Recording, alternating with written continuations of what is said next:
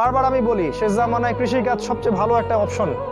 আপনি নিজের খাবার নিজে উৎপন্ন করার চেষ্টা করেন, খামার করেন, গাভীর, ছাগলের, ভেড়ার, জমি কেনেন, সেখানে কৃষি কাজ করেন, মাছের প্রজেক্ট করেন, অন্য আরও অনেক প্রজেক্ট আছে, এগুলো করেন। ওই শহরায়নের দিকে দৌড়াবেন না, ওইটা ধ্বংস হতে যাচ্ছে সামনে। ব্যাংক থাকবে না, ডলার থাকবে না, আমেরিকা এবং পশ্চিমা বিশ্ব বলে কোনো দেশের অস্তিত্ব সামনে বিশ্বে থাকবে না, কাগজের টাকাও থাকবে না, ইলেকট্রনিক মানি হয়ে যাবে সব।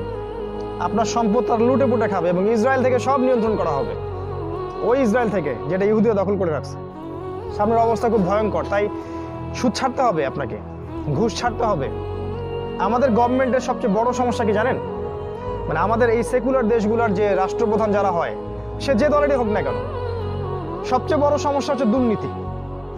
সবচেয়ে মেজর সমস্যা। প্রতিটা সেক্টরে যাবেন, করাপশন।